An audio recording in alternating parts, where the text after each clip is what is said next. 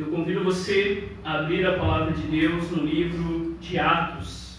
Atos, capítulo 1. No domingo passado, o nosso presbítero Ivair esteve aqui com os irmãos, pregando a palavra de Deus em Deuteronômio. E hoje nós vamos dar continuidade à nossa série, os Atos de Deus, tendo como texto Atos, capítulo 1. Eu convido você a abrir a palavra de Deus.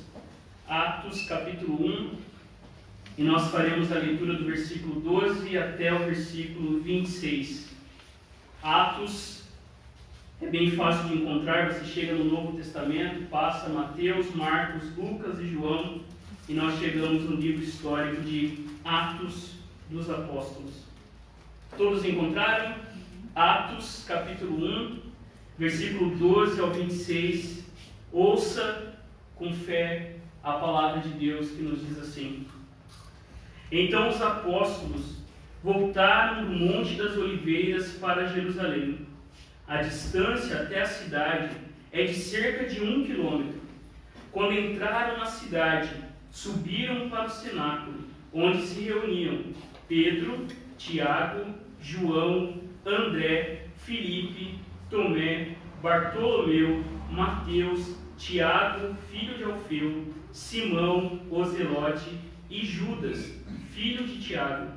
Todos eles perseveravam unânimes em oração, com as mulheres, com Maria, mãe de Jesus, e com os irmãos dele. Naqueles dias, Pedro se levantou no meio dos irmãos, que formavam um grupo de mais ou menos 120 pessoas, e disse: Irmãos, era necessário que se cumprisse a Escritura, que o Espírito Santo predisse pela boca de Davi a respeito de Judas, que foi o guia daqueles que prenderam Jesus. Ele era um dos nossos e teve parte nesse ministério. Ora, este homem adquiriu um campo com o preço da iniquidade e, caindo de cabeça, rompeu-se pelo meio, e todos os seus intestinos se derramaram. Isso chegou ao conhecimento de todos os moradores de Jerusalém, de maneira que em sua própria língua esse campo era chamado de Aceldama, isto é, campo de sangue. E Pedro continuou: Porque está escrito no livro dos Salmos: Fique deserta sua morada, e não haja quem nela habite, e que o outro tome o seu encargo. Portanto, é necessário que dos homens que nos acompanharam todo o tempo em que o Senhor Jesus andou entre nós, começando no batismo de João, até o dia que foi tirado do nosso meio e levado às alturas, um destes se torne testemunha conosco da sua ressurreição. Então propuseram 2, José, chamado Barsabás, também conhecido como Justo, e Matias, e orando disseram: Tu, Senhor, que conheces o coração de todos, revela-nos qual dos 2 escolheste, para preencher a vaga neste ministério e apostolado, do qual Judas se desviou, indo para o seu próprio lugar. Depois fizeram um sorteio, e a sorte caiu sobre Matias, que foi acrescentado ao grupo dos 11 apóstolos. Essa é a palavra do Senhor. Feche seus olhos. Senhor, nós estamos aqui diante da Tua palavra e nós queremos, ó Deus, ouvir a Tua voz. É a Tua palavra que nos alimenta, é a Tua palavra que nos confronta, é a Tua palavra que nos conforta, é a Tua palavra que nos ensina, ó Deus, como a igreja deve ser um lugar de oração, de ensino da Tua palavra, de testemunho da ressurreição do Senhor. Que a Tua igreja seja edificada, que a Tua palavra fale aos nossos corações e que Cristo Jesus seja honrado, exaltado e desejado, que o Teu povo saia daqui regozijando nas boas novas do Evangelho. Nós oramos a Deus agradecidos em nome de Jesus. Por isso, ó Deus, que as palavras dos meus lábios e a meditação do meu coração sejam agradáveis na Tua presença, Senhor, rocha minha e redentor meu. Amém. Queridos, o tema do nosso sermão é substituto. E hoje nós veremos na palavra de Deus que existem fundamentos sobre a qual a igreja está firmada e que não podem ser substituídos. Mas nós também veremos em nosso texto que o nosso texto nessa noite envolve um personagem não muito lembrado em nossas conversas e pensamentos corriqueiros. Talvez ele é lembrado quando alguém nos trai, ou em alguma piada, ou ainda para falar dos adversários do seu time em campo, e você fala, ele é um Judas. Nós não pensamos muito nessa figura que para mim, misteriosa, essa figura é uma das figuras da Escritura que mais nos deixa inquietos. E esse texto nos mostra, irmãos e irmãs, que o que causou a eleição de um novo apóstolo foi exatamente o abandono, o desprezo de Judas por Jesus. Essa porção entre a ascensão do Senhor, como nós vimos no domingo anterior, que nós pregamos, nós vimos Jesus subindo aos céus, e o derramamento do Espírito Santo, essa porção chama a nossa atenção. Porque Lucas, irmãos, o médico, ele quis registrar, ele quis falar para mim e para você o que a igreja estava fazendo enquanto o Espírito não era derramado. E o que nós vemos? Nós vemos a igreja em oração. Nós vemos Pedro, como apóstolo, sendo levantado para animar e guiar os irmãos. Nós vemos a própria igreja tentando compreender o que aconteceu com Judas e aplicando alguns salmos a ele. E como, em uma perspectiva de novo Israel, alguém precisaria substituir o lugar do pobre Judas. Afinal, nós sabemos, eram 12 tribos de Israel. Então, nós precisamos de 12 apóstolos, porque nós sabemos, queridos irmãos e irmãs, que o que estava acontecendo aqui era a continuidade dos atos de Deus na história. A igreja seria agora o Israel expandido, e o novo Israel de Deus precisaria então de um novo apóstolo. A igreja estava perseverando em oração, aplicando as Escrituras à sua vida e desejosa de dar testemunho da ressurreição. Queridos, a ideia central do nosso sermão nesta noite é que a igreja deve viver unânime na oração, na aplicação da palavra e no testemunho da ressurreição. E a primeira verdade que nós vemos em nosso texto é que não há substituto para a oração. Observe no texto, entre os versículos 12 e 14, a primeira verdade que percebemos é que não há substituto para a oração. Nós vemos que os apóstolos eles voltam do Monte das Oliveiras, aonde, como vimos, Jesus foi levado aos céus. Eles obedecem à ordem de Jesus, eles voltam e permanecem em Jerusalém. Os apóstolos, irmãos, eles eram a coluna sobre a qual a igreja de Cristo seria construída. Então nós vemos que quando os apóstolos obedecem, a obediência deles era de crucial importância para a continuidade dos atos de salvação do Senhor na história. A história registrada em Atos é a continuação dos atos poderosos de Deus registrados no Antigo Testamento. E quando nós vemos que os apóstolos voltam do Monte das Oliveiras para Jerusalém, essa atitude dos apóstolos é muito importante, porque os apóstolos eles voltam para Jerusalém porque eles sabiam que dentro de alguns dias a promessa do Espírito Santo seria cumprida. E os apóstolos, em obediência, eles voltam a Jerusalém. O nosso texto diz que do lugar onde eles estavam até Jerusalém era uma distância pequena, como daqui ao regional mais ou menos, cerca de 1 quilômetro. Imagine bem isso. Os apóstolos, eles eram testemunhas da ressurreição. O maior evento da história havia acontecido e o que eles precisavam fazer era esperar. Se fosse eu e você, a gente já estava fazendo os planos, a gente já estava fazendo os mapas, como que nós vamos levar o Evangelho por todo o mundo. Não é assim que a gente fica quando planeja alguma coisa? Ansioso, a gente não quer esperar. E os apóstolos, irmãos, eles voltam para Jerusalém e eles esperam até que o Espírito do Senhor fosse derramado. E aqui nós já vemos a importância da oração. Pois a obediência dos apóstolos é a obediência gerada pela oração não somente deles, mas também do próprio Jesus.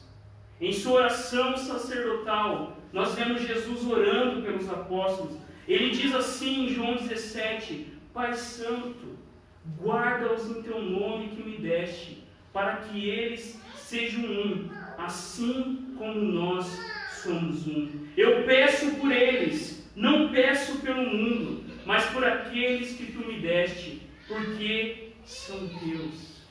Queridos, quando os apóstolos se encontram em Jerusalém orando, eles estão sendo a resposta da oração de Jesus. Quando Jesus pediu ao Pai que conservasse, que preservasse os apóstolos. E queridos, os apóstolos não eram super-homens, como nós às vezes imaginamos, mas eles tinham um Deus que era poderoso, que intercedia por eles. Jesus orou por Pedro, orou pelos apóstolos, e Jesus, em sua oração, também orou por mim e por você.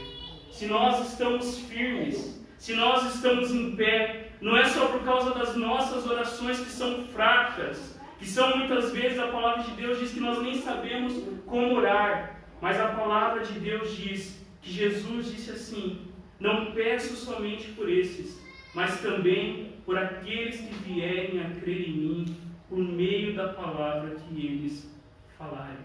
O nosso texto continua e nos diz que os discípulos se estabeleceram no aposento do andar superior de uma casa em Jerusalém. Assim, esse lugar seria usado para a oração e o culto da igreja. Nós não sabemos, irmãos, com certeza que lugar era esse, aonde que ficava, mas muitos apontam que essa era a casa da mãe de João Marcos, autor do Evangelho de Marcos e companheiro de viagem do apóstolo Paulo.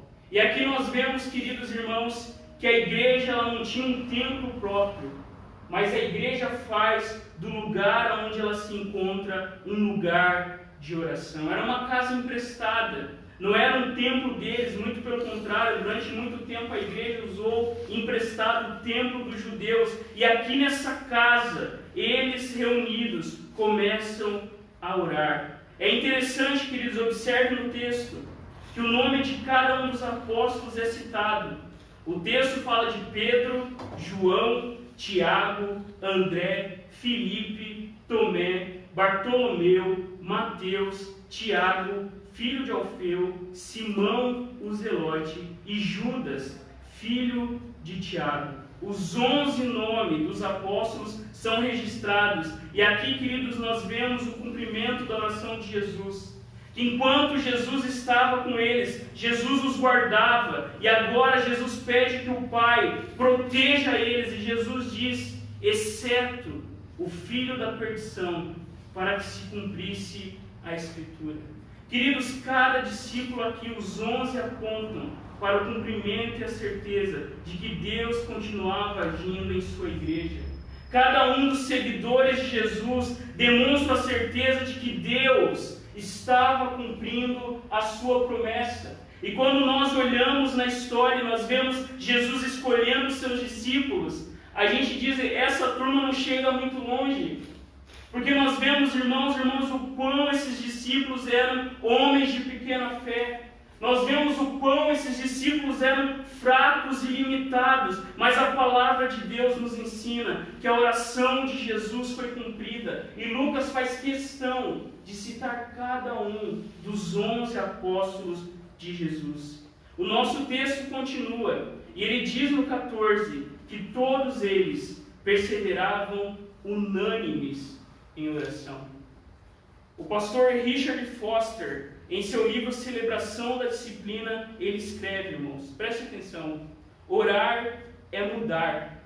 A oração é a principal via usada por Deus para nos transformar. Se não estivermos dispostos a mudar, deixaremos a oração de lado e ela não será uma característica perceptível em nossa vida. Quanto mais próximos chegamos do coração pulsante de Deus, mais enxergaremos a necessidade de sermos conformados a imagem de Cristo e mais desejaremos isso. Queridos, a igreja perseverava na oração. Todos eles tinham o mesmo pensar, todos eles estavam unidos de mente e coração, e eles se dedicavam à oração. A igreja está reunida orando, esperando a promessa se cumprir. E quando nós vamos avançando no livro de Atos, nós iremos perceber que a oração fazia parte da vida da igreja. Nós vemos a igreja orando quando os apóstolos são presos e uma perseguição começa. Eles oram pedindo coragem, eles oram pedindo que Deus abra uma porta para que eles preguem o evangelho. E nós vemos, irmãos e irmãs, a igreja orando em muitas situações, orando pelos samaritanos. Nós vemos, queridos, Estevão orando diante de Deus e dos seus algozes. Nós vemos Paulo orando quando teve a visão de Cristo. Nós vemos Pedro e Paulo orando antes dos milagres. Nós vemos Paulo e Silas orando e cantando na prisão. E aqui fica uma pergunta: por que orar, irmãos?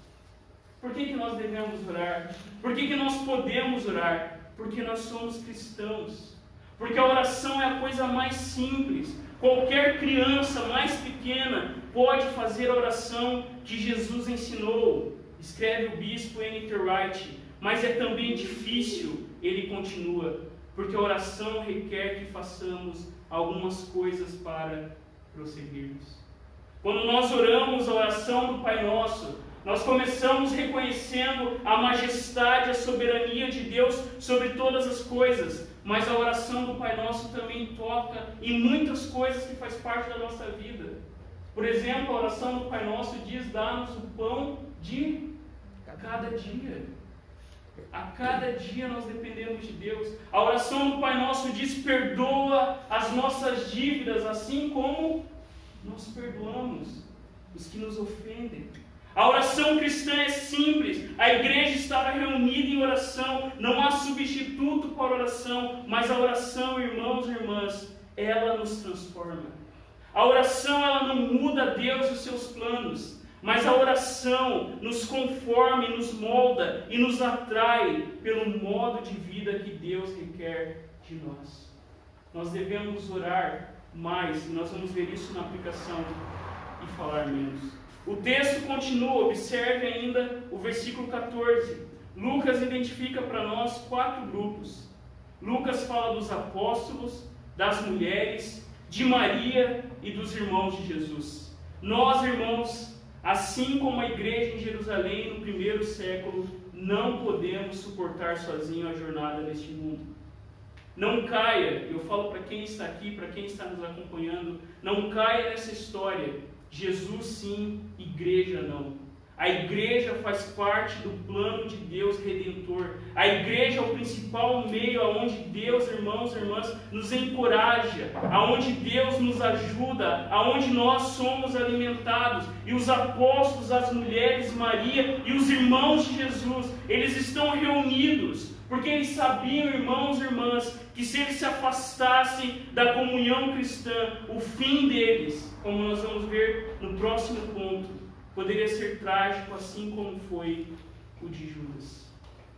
Maria estava com os discípulos. Os irmãos de Jesus, antes céticos, como nós sabemos na história, nem os irmãos de Jesus de sangue acreditavam nele. Mas agora, tanto a mãe de Jesus como seus irmãos estão unidos com os apóstolos em oração. E essa é a última referência a Maria que nós temos na Bíblia. Depois, nós não sabemos o que acontece com a mãe do Filho de Deus. O que nós sabemos é que o filho de Maria era o seu Redentor. O que nós sabemos é que Maria estava lá porque ela fazia parte da igreja e estava orando agora por Jesus. A igreja estava em comunhão, a igreja estava em constante oração. Por isso, queridos, nós não podemos substituir a oração por nada além dessa.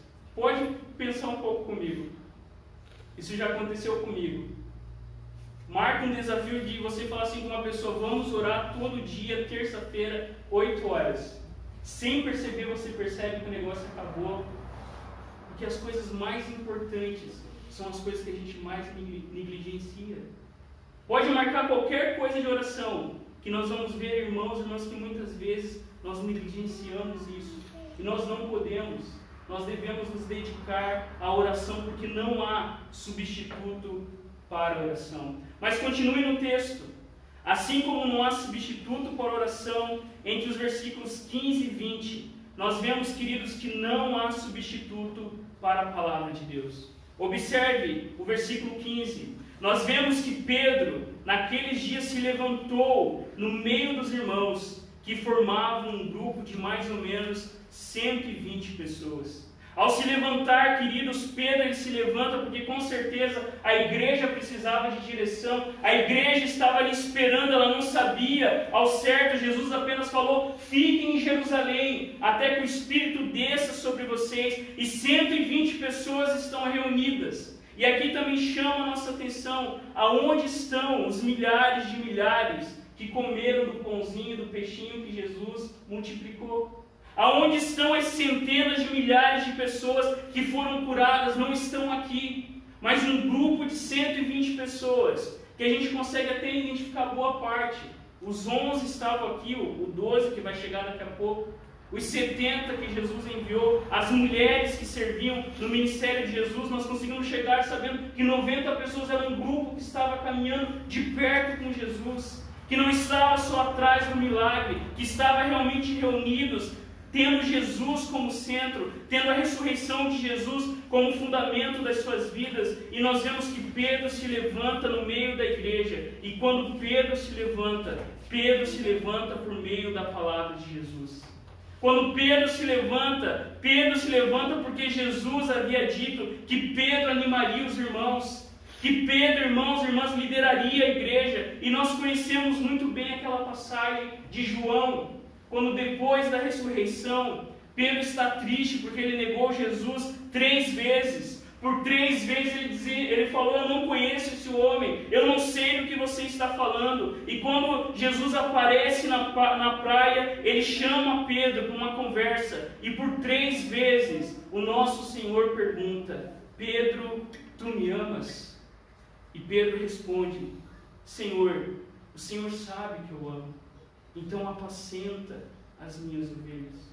Não é isso que Pedro está fazendo agora. Ele se levanta para guiar a igreja. Pedro, aquele que negou Jesus 3 vezes, aquele, irmãos e irmãs, que era pavio curto, aquele que era rápido em agir, mas devagar para pensar, é ele que agora se levanta para guiar a igreja na espera da descida do Espírito Santo.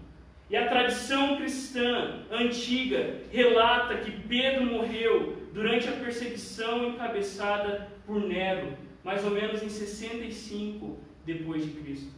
E John Foxe, em seu livro, o Livro dos Mártires, ele diz: Nero procurava fatos contra Pedro para condená-lo à morte. E ele continua: quando o povo percebeu isso, a igreja ela rogou a Pedro com muita insistência para que ele fugisse da cidade. Pedro, então, no fim, foi persuadido pela igreja, pelos importunos daqueles pedidos, e ele preparou-se para fugir. Porém, a tradição da igreja diz que quando ele chegou, irmãos, no portão da cidade, ele viu o Senhor Jesus Cristo vindo ao seu encontro, a quem Pedro, adorando, disse: Senhor, para onde vais tu?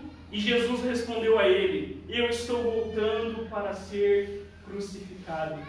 E ali Pedro entendeu a mensagem, percebendo que as palavras de Jesus se referiam ao seu martírio. Ele então volta para a cidade e ele morre.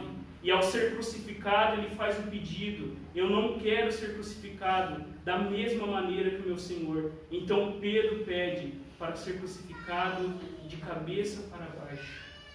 É aquele Pedro, irmãos e irmãs, falho e pecador, que agora se levanta para guiar a igreja por meio da palavra. E o que Pedro faz? Olha no texto. O texto diz: era necessário que se cumprisse a Escritura, que o Espírito Santo predisse pela boca de Davi. Queridos, Pedro se levanta, mas quem na verdade se levanta não é Pedro, mas é a palavra de Deus. Era necessário que se cumprisse a Escritura. Pedro, junto com a igreja, eles voltam seus olhos para a palavra de Deus. E nós precisamos lembrar, irmãos, que eles não tinham a Bíblia como nós temos. A Bíblia que Jesus lia e a Bíblia que a igreja lia era apenas o Antigo Testamento. Então a igreja está ali em oração, em volta da palavra de Deus. Pedro olha para a Escritura e ele percebe que aquilo que eles estão vivendo era o cumprimento da Escritura. Pedro olha para o Antigo Testamento e ele percebe que a Bíblia é uma grande narrativa que tinha como grande ápice a vida, a morte e a ressurreição de Jesus Cristo. Pedro olha para o Antigo Testamento e ele percebe um fio condutor da grande história da salvação. E queridos, aqui eu quero chamar a atenção de você. Pedro não vê a Bíblia como um manual de boas maneiras. A Bíblia não foi nos dada para ser um manual de moral sobre o que fazer e o que não fazer, o que é certo e o que é errado. A Bíblia também não é uma história desconexa de relatos do povo hebreu. Não, queridos. Pedro, vê a Bíblia não como fragmentos, mas uma grande e única narrativa. E Pedro diz, era necessário que se cumprisse as Escrituras. E por que Pedro tinha essa convicção? Porque ele mesmo nos diz quem que é o autor das Escrituras. Quem que é o autor das Escrituras? Deus usou mais de 40 pessoas para escrever a Bíblia. Mas quem que é o verdadeiro autor da Escritura? Pedro nos diz, o Espírito Santo falou por meio de Davi. Queridos, essa convicção que Pedro tinha de que a palavra de Deus era a palavra de Deus, é porque o Espírito Santo era aquele que falava por meio dos seus homens e mulheres que caminharam com Deus. Por isso que quando nós ouvimos Moisés ou os profetas, os homens e as mulheres que caminharam com Deus, nós estamos ouvindo, na verdade, não apenas a palavra humana, mas a palavra de Deus por meio da palavra humana. E o versículo 17, observe, traz uma informação cheia de tristeza, que se nós estivéssemos lá, nós também estaríamos tristes. O texto diz, ele era um dos nossos e teve parte nesse ministério. Aqui, queridos, o nome de Judas nem é citado, mas Judas estava na lista dos discípulos de Jesus. Judas, ele fazia parte do ministério de Jesus. Judas foi escolhido por Jesus. Judas não foi um acidente. Jesus não escolheu Judas errado. Jesus sabia e conhecia muito bem quem era Judas. Mas Judas, queridos, ele desprezou a dádiva da participação nesse ministério. Judas, ele estava lá desde o começo. Ele viu milagres extraordinários. Ele ouviu ensinamentos maravilhosos que nem nós ouvimos. Ele ouviu coisas que somente os 12 ouviram. Mas ele despreza a Cristo. Judas, ele tinha apenas a aparência de discípulo, mas na verdade Judas despreza a Cristo. Queridos, para aceitar o chamado de Jesus, é necessário antes sentar-se e calcular o custo, como Jesus fala em Lucas sobre alguém que quer construir uma torre. O Evangelho não diz, como a gente assiste na TV, às vezes está lá no rodapé da TV, pare de sofrer. Esse não é o chamado de Jesus. O chamado de Jesus é venha e morra. O chamado de Jesus é venha e morra para si mesmo, morra para a sua vontade. Mas quando você morre para si, você começa a viver o que você não pode viver quando vive apenas para si. Para ser discípulo de Jesus, é preciso renunciar às lealdades anteriores. Jesus nos fala que quem ama pai, mãe ou irmão mais do que a ele não é digno dele. O chamado de Jesus é um chamado para abrir mão de todas as coisas e abraçar a sua vontade. Não viver para mim, não viver para os meus planos, mas me lançar à vontade de Deus. E Judas, irmãos, ele despreza isso. E o versículo 18 e 19, tirem as crianças da sala, nos contam sobre o fim trágico de Judas. Observe no texto. Ora, este homem adquiriu um campo com o preço da iniquidade, e caindo de cabeça, rompeu-se pelo meio, e todos os seus intestinos se derramaram. Isso chegou ao conhecimento de todos os moradores de Jerusalém. da maneira que em sua própria língua esse campo era chamado Aceldama, isto é, campo de sangue.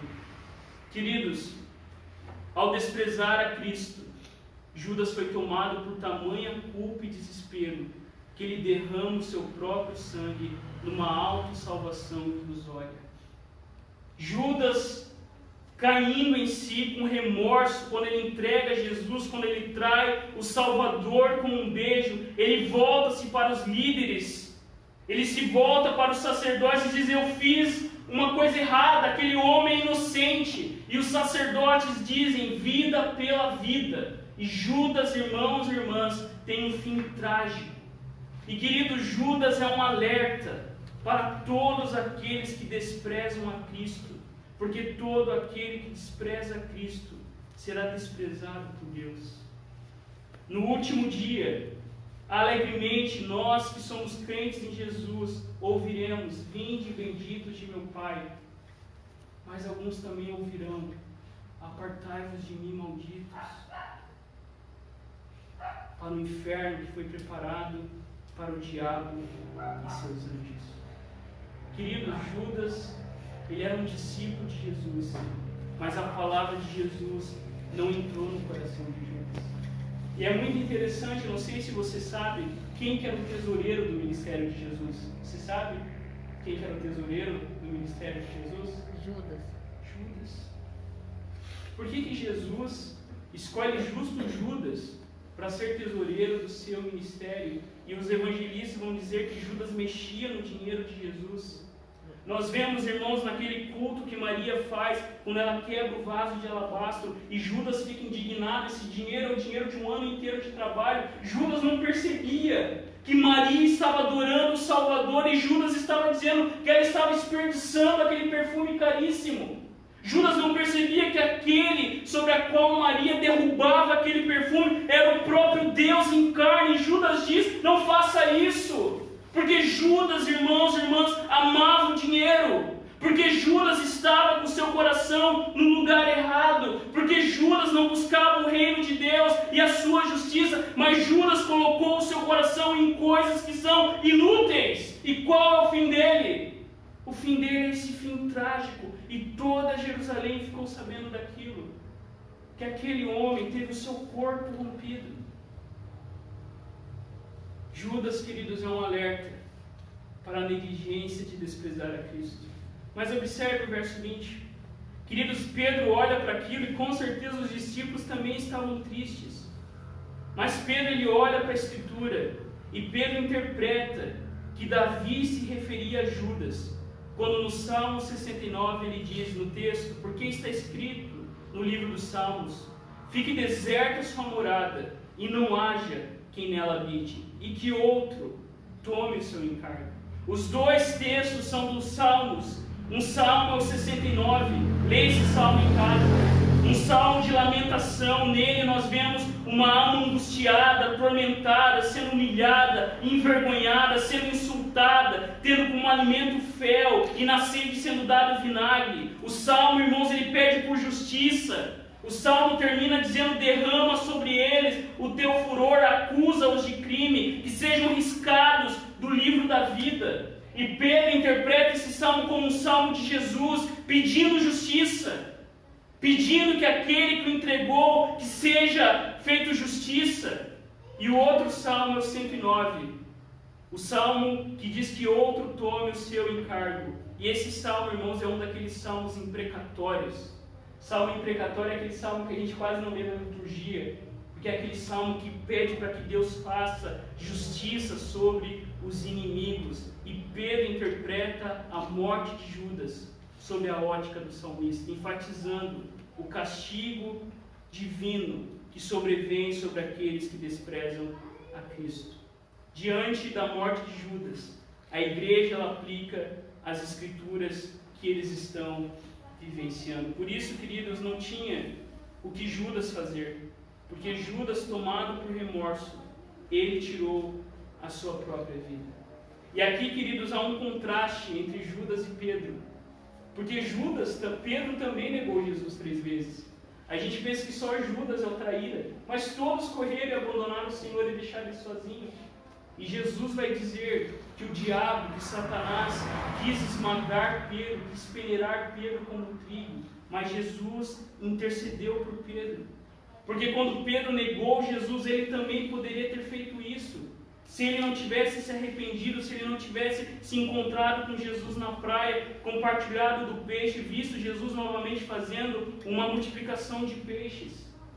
Cristo, ele orou por Pedro, e Pedro agora olha para a Escritura e percebe que o que estava se cumprindo era a vontade de Deus. Queridos, não há substituto para a oração, não há substituto para a palavra de Deus, e nós vemos a terceira verdade: não há substituto para o testemunho. Observe no texto, versículo 21, Pedro então diz: portanto é necessário que dos homens que nos acompanharam, todo o tempo que o Senhor Jesus antes de nós, começando no batismo de João até o dia que foi tirado do nosso meio e levado às alturas, um destes se torne testemunha conosco da ressurreição. Pedro, queridos, após olhar para a Escritura, ele afirma que é necessário que um novo apóstolo tome o lugar de Judas. A esperança, nós precisamos lembrar dos judeus, é de que o povo de Deus perdido e espalhado seria novamente restaurado. Depois que as 12 tribos se espalharam, o reino foi dividido, Israel alimentava a esperança de que Deus, como os profetas profetizavam, que Deus atrairia de novo todo o seu povo. E aí Pedro entende então que eles precisam de um substituto, porque os 12 apóstolos e Jesus eram símbolos do novo Israel, do novo povo de Deus. E Lucas então revela por todo o livro de Atos qual que era a intenção de Deus. A intenção de Deus é que a igreja fosse o novo Israel, e que nessa igreja todos os povos fossem incluídos, sem qualquer discriminação ou separação. Queridos, não há substituto para o testemunho da ressurreição. E Pedro vai dizer que outro então tome o seu lugar. Pedro expressa o desejo de Deus, de que realmente aquilo que estava acontecendo era a sua vontade. E Pedro diz então, nós precisamos escolher um outro apóstolo. E Pedro entende que Deus queria que isso fosse assim. Então Pedro e a igreja, eles não agem por sua própria vontade, sim em obediência à palavra de Deus. E Pedro, queridos, levanta 2 critérios para que aquele que fosse tomar o lugar de Judas fosse o novo apóstolo. Ter acompanhado, observe no texto, os 12 desde o início e ter sido testemunha da ressurreição. Essas são as 2 qualificações para o apostolado. O possível candidato deveria ser treinado por Jesus desde o tempo do seu batismo até o dia da sua ascensão, pois o ministério de Jesus começa em seu batismo, e também precisava ser testemunha da ressurreição de Cristo, pois essa é a mensagem que transformaria o mundo. Queridos, esses 12 apóstolos são únicos, por isso que não existem apóstolos hoje. Não há apóstolo como os 12, pois eles eram escolhidos de Jesus, eles eram enviados como embaixadores dele. A palavra de Pedro, de Paulo, de Tiago, de Bartolomeu era a palavra do próprio Cristo.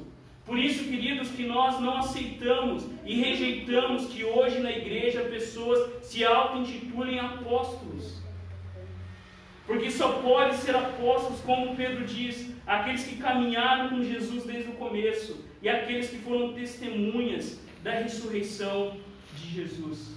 Por isso que nós dizemos que apóstolo bom é apóstolo morto há mais de 2000 anos. Apóstolo bom é apóstolo morto porque os únicos apóstolos foram os 12. E quando nós nos referimos a apóstolos hoje, todo missionário é um apóstolo. Todo cristão, na verdade, é um apóstolo, no sentido de que todos nós somos enviados a sermos testemunhas da ressurreição. Observe o versículo 23 a 25. Então a igreja, queridos, ela varia e chega a 2 nomes, José, o justo, e Matias. E eles oram: Tu, Senhor, que conheces o coração de todos, revela-nos qual dos 2 escolheste para preencher a vaga neste ministério apostolado, do qual Judas se desviou, indo para o seu próprio lugar. Depois, queridos, que Pedro formula as condições para o apostolado, os outros respondem e propõem 2 homens, José e Matias. E o candidato escolhido é Matias, e o seu nome significa presente de Deus. Os crentes, irmãos, são incapazes de tomar essa decisão por suas próprias possibilidades. Eles sabem que não precisam de 2 pessoas, mas apenas uma para preencher o lugar de Judas. Então agora como nós vamos escolher entre José e entre Matias? Querido, Jesus ele nomeou os 2 e agora eles precisam escolher alguém para substituir Judas. E o que a igreja faz? A igreja ora. Senhor, Tu conheces o coração. Mostra-nos qual desses 2 que o Senhor escolheu. Queridos, a igreja por ela mesma era incapaz de escolher, mas a igreja ora e pede que Deus escolha aquele que seria o substituto de Judas. O nosso texto termina, observe o 26.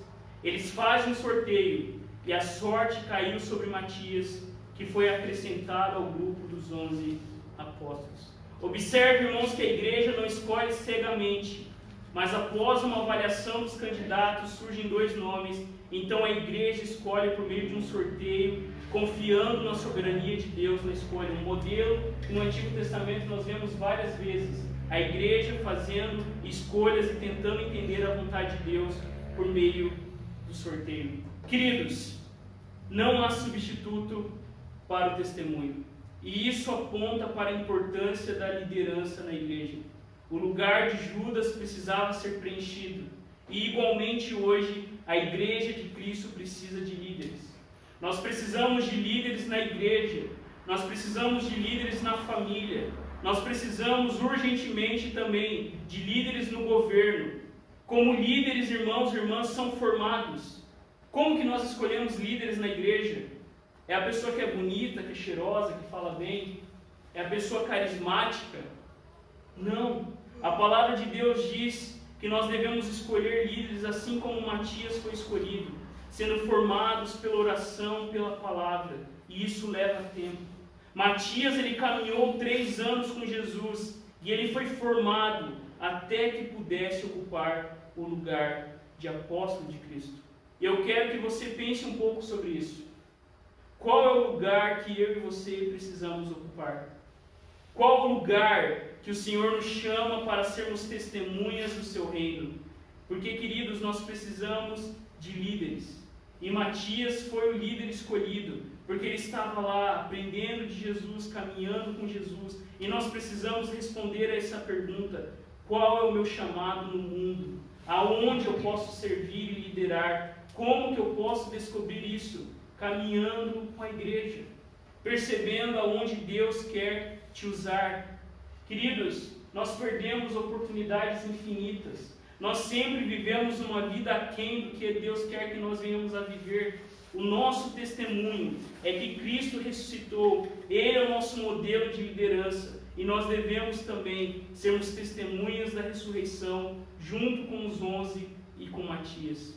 Nós somos, irmãos, súditos de um rei que se fez servo. Nós somos filhos de um Pai amoroso e santo, que nos chama hoje a não substituirmos o nosso chamado e a nossa liderança na igreja, na nossa casa e no nosso trabalho. Queridos, 3 aplicações para a nossa vida. A primeira: como está a sua vida de oração? Queridos, seremos fracos em nossa vida de oração se não compreendermos a importância da comunhão cristã. A igreja ela espera pela promessa em obediência e oração.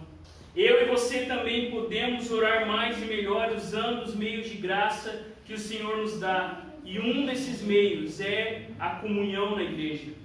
Assim, queridos, como uma brasa tirada do fogo sozinha se apaga, assim também é conosco.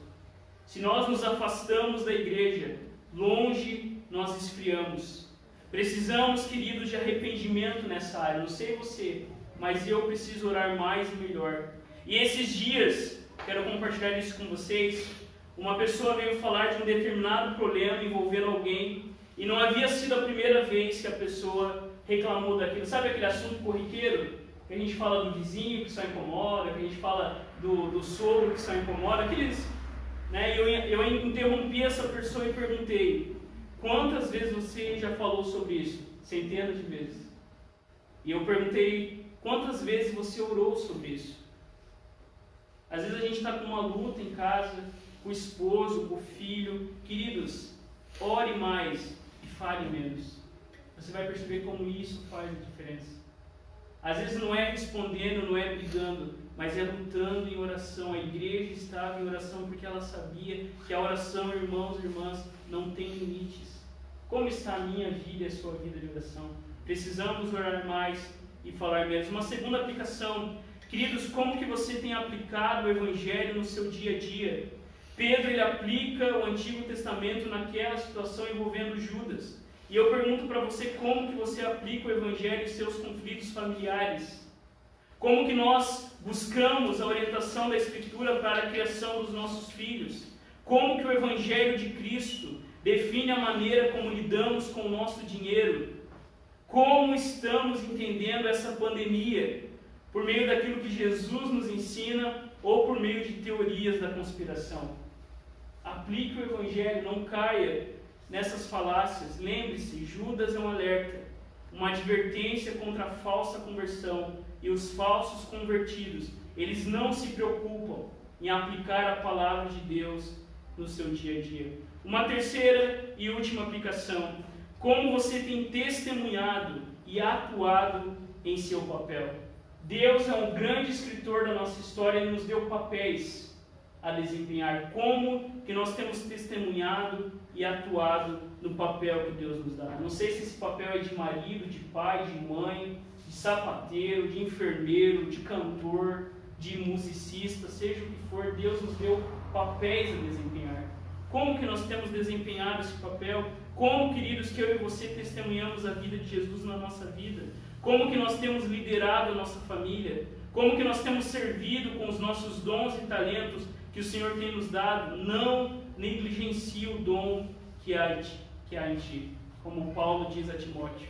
As qualidades que precisamos é aprenda de Jesus, caminhe com Ele, desde o seu batismo até a sua ascensão, e veja o Deus que se fez homem, o Rei que se fez servo. Perceba que os critérios que Deus quer não são humanos, mas sim de caminhar com Jesus. Precisamos de líderes. Como temos atuado em nosso papel? E eu termino, queridos, com uma reflexão de um livro chamado Viva como um Narniano.